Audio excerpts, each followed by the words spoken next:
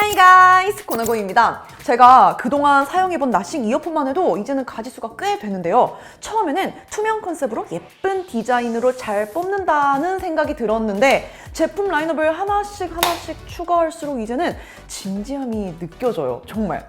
그래서 이제는 그냥 예쁜 이어폰이라기보다는 어차피 뻔하게 생겼고 뻔한 기능이 있는 그런 이어폰 시장에서 가장 달라 보이게 만드는 이어폰 제조사라는 이런 이미지까지 개인적으로 저는 갖게 됐습니다. 이번에 처음으로 나싱에서 완전 오픈형 이어폰을 출시하게 됐습니다.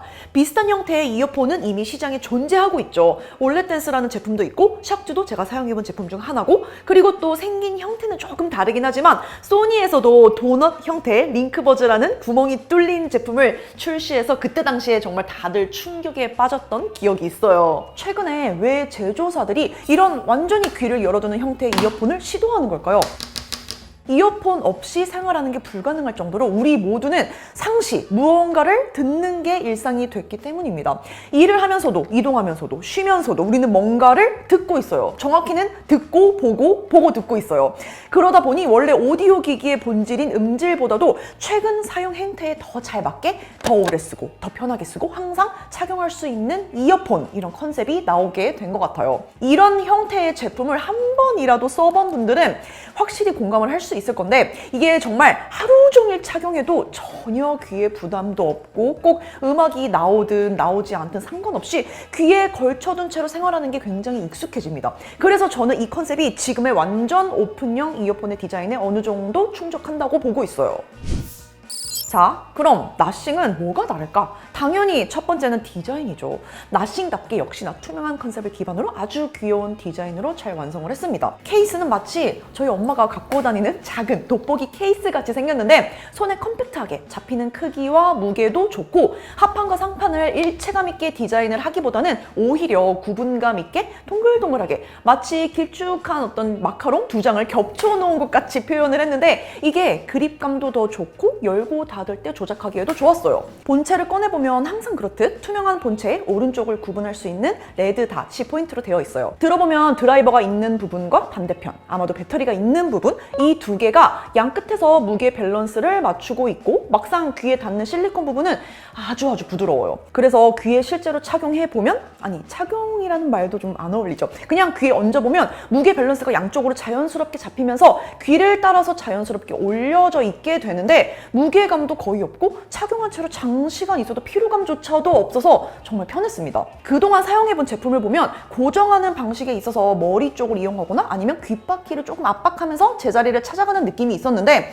이건 무게 배분을 확실하게 양쪽으로 해서 드라이버의 무게만으로 귓구멍까지 자연스럽게 드라이버 위치가 오도록 설계가 잘 된 느낌이었어요. 그래서 제가 막 일부러 터프한 환경에서 이거를 사용해 보려고 헬스장에서 무동력 트레드밀을 막 뛰는 중에도 착용을 해보고, 천국의 계단은 물론이고 버피도 해보고 막 그랬는데, 부드러운 실리콘 부분이 자연스럽게 휘어지는 느낌은 있는데도 귀에 얹어져 있는 이 이어폰이 떨어지진 않아서 운동할 때, 뭐 러닝이라든지 좀 격한 운동을 할 때조차도 사용하기에 정말 딱이구나 싶었어요.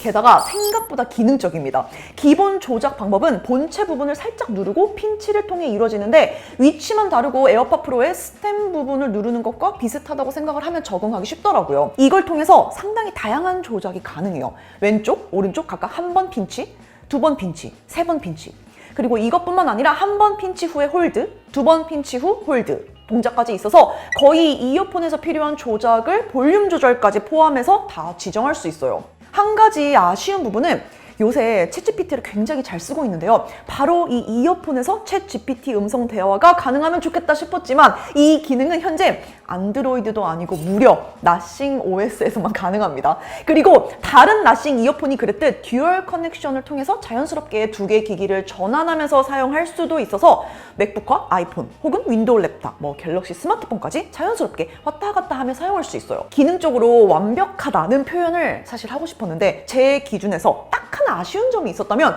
바로 케이스 무선 충전이요. 아니 누가 봐도 무선 충전 될 것 같이 생기지 않았어요? 근데 이게 안 되네요. 그래서 아쉽습니다. 굉장히 마음에 들었던 건 컨셉에 맞게 하루 종일 쓸만한 배터리 시간입니다.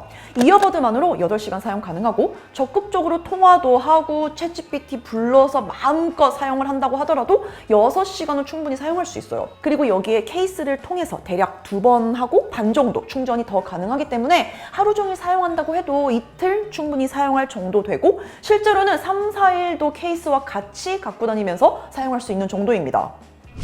음질은 장단점이 확실해요. 한 가지 긍정적인 소식이라면 단점은 이 제품이 오픈형이라는 타입에서 오는 단점이고 장점은 나싱 이어 오픈만이 갖고 있는 장점이라는 점입니다. 즉 외부 소음이 그대로 들릴 수밖에 없고 귓구멍이 오픈되어 있기 때문에 노이즈 캔슬링 같은 그런 기능을 사용할 수 없다는 점을 이해만 한다면 나싱 이어 오픈은 생각보다 꽤 준수한 음질을 보여줘요. 그 중에서도 인상적이었던 부분은 이런 오픈형 타입에서 가장 힘든 게 저음을 좀 무게감 있게 전달하는 건데 생각보다 드라이버 위치가 귓구멍에 가까이 위치해 있는 영향도 있는 것 같고 확실하게 지향성을 갖고 쏘듯이 전달되는 저음이 꽤 무게감 있게 들렸습니다. 물론 그렇다고 이게 음감용? 절대 아닙니다. 일상적인 용도에서 잔잔히 들려오는 음악이나 컨텐츠 감상 그리고 통화용에 더 가까운 이어버드입니다. 이거는 오픈형 타입에서 오는 자연스러운 부분이니까 감안해야 되고 그렇기 때문에 저는 오히려 이런 형태의 이어폰에서는 통화 품질이 정말 중요하다고 생각을 합니다.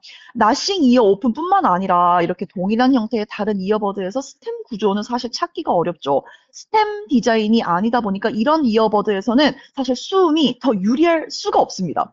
다만 AI 알고리즘을 통해서 얘가 사람의 목소리, 즉 음성에 좀 더 포커스되게 수음을 한다고 하는데 그렇다고 이게 막 대단히 특출난 정도의 수준은 아니지만 그냥 전혀 무리 없이 사용할 수 있는, 안정적으로 사용할 수 있는 일반적인 수준이었습니다. 그래서 테스트 삼아서 이렇게 굳이 또 야외에 나와서 제가 이제 통화 녹음을 해보고 있어요. 저는 이 제품을 오픈형이 뭔지 잘 모르는 분들에게 추천할 생각 전혀 없어요. 일단 이거는 내가 오픈형을 왜 사고 싶은지 그 이유를 명확히 정리할 수 있는 분들에게 의미가 있습니다. 아니고서는 모든 오픈형 이어폰이 그렇듯 단점이 크게 와닿을 수밖에 없거든요. 사실 그들 입장에서는 이건 단점 투성이죠.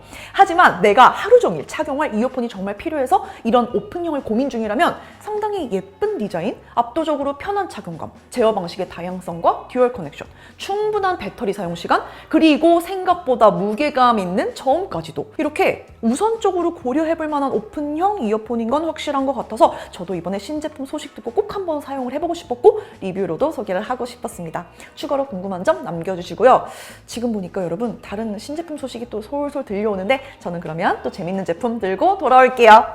Bye guys!